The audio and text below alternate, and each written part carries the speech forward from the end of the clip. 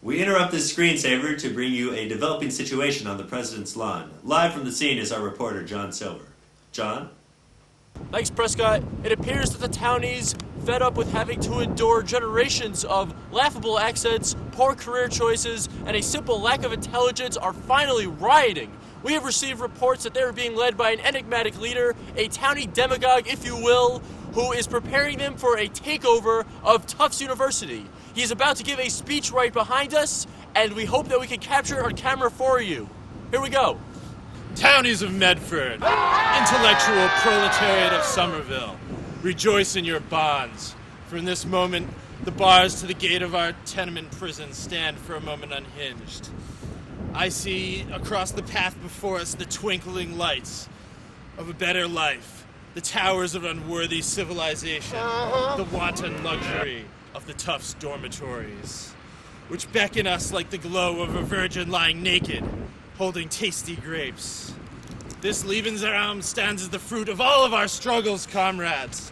This is our birthright. When the soul of a man is born in this town, there are nets flung at it to hold it back from flight. Somerville is naught but a sow who eats her own farrow, and we, the succulently exploited bacon of her ass. I, for one, will no longer serve that which I do not believe, whether it calls itself my family, my home, or my class.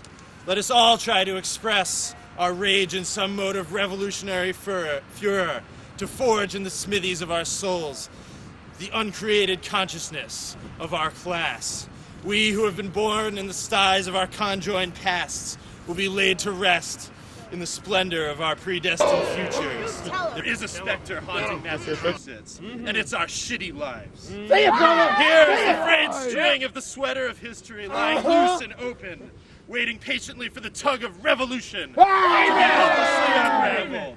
I bring to you the gospel of the word, and it brings good news indeed. For the journey to the promised land begins tonight. Like the slaves of Egypt, we built their vainglorious, eco-friendly pyramids of apartment life. Now let us turn the exodus inward. You tell him. Kill him. Let the waters crash together. Let our anger embody the combined wrath of the 7 plagues. For here I am, Moses, and I do not ask permission to go. I saw the best minds of my generation destroyed by the Somerville school district. Starving, hysterical, retarded. Malak! I saw dandies amongst us flaunting their intellectual nobility, purchased for $40,000 and 30 pieces of silver like a feudal baron's estate. Those would-be socialists and liberals who have attached to the proletariat the vile epithet of townie, who have mocked our accident, and thus the dubious accident of our low-born births. If we lie in their mud, at least we gaze at God's stars, and we shall pull ourselves up by the leather bootstraps of a wealthy vegan's Uggs. Soon they who had the pretension to study the craft of ambassadors in droves more multitudinous than the number of embassied nations will have to doff their Red Sox caps as we pass by, and the townie geld we exact shall be a high price indeed. And lo, you have been anointed by the sting of your wretchedness, and consecrated to the battle before you, and finally ordained the messianic priests of the revolution. One more struggle upon the altar of sacrifice, and receive the glorious wonder of the kingdom of heaven on earth, armed with hell flames and fury all at once over heaven's high towers. Force resistless way, turn our tortures into horrid arms against the torturer. We who have trained in secret, who have mustered every thought and word and deed into the levy en masse, stand now as a raging river of potential. And ere the coming of the morning, we shall find that the dam is not but the paper of despots and the trembles of cowards. The English would not let us train with swords, so we trained with rocks. And I say all the better for breaking the mind-forged manacles that hold us in poverty. William Blake!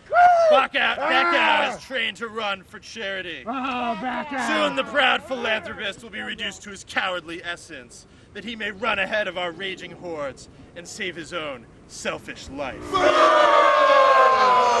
This morning I shat a brick in the tepid bathrooms of my derelict duplex. And tomorrow the feces of Hodgson Chinese shall flow from my bowels like music in the scented bowers of the modern salle de bain. Last night you stumbled up the steps to the kitchens of your slavery. And tomorrow night you shall glide as emperors to the heavens of your chambers on the wings of angels, nursed in your sweet inebriation. Fly away! I see before me a host of fierce bulls who do not know their own strength, castrated by the iron flyers of poverty and shackled together in droves of 14. One law for the lion and the ox's oppression, but we shall teach them the unholy scriptures of the Bible of hell. Tonight, our yearnings for testicular redemption shall finally be satisfied. Reach out and grab what is rightfully yours, my friends! 2 men does not a revolution make, but I see in your beer-ridden stink breaths the winds of change.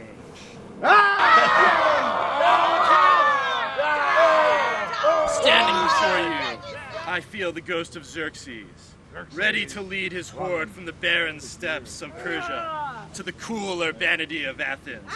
From the dens of the forgotten to the pages of the story of the world. Write yourselves into this book of heroes and martyrs, for even as I walk in the valley of the shadow of death, I shall know no fear, for I walk in the arms of my beloved brethren to the mountain that is covered with gold. We have nursed a terrible grudge together, harassed by the TUPD who would be our jailers, and kept ignorant in our wooden hovels. Let us remake those hovels into a gulag for the prisoners of our successful assault on their campus. Gulag! Even as we have been oppressed, the shackles we shall rend around their necks of our former overlord shall ring them twice as tight as any vice I have ever felt. Comrades, if you, like me, can finally see the 1,600-pound elephant in the room, clothed in his pompousness and painted blue and brown, join with me and tear him down to the postmodern, now post-colonial, and for them post-apocalyptic circus where he belongs. I reach out across this gulf and ask that you grab my hands and join me against this tyranny, my brothers and sisters. You, hypocrite lecteur, mon semblable, Lead mon us! frère. Lead us!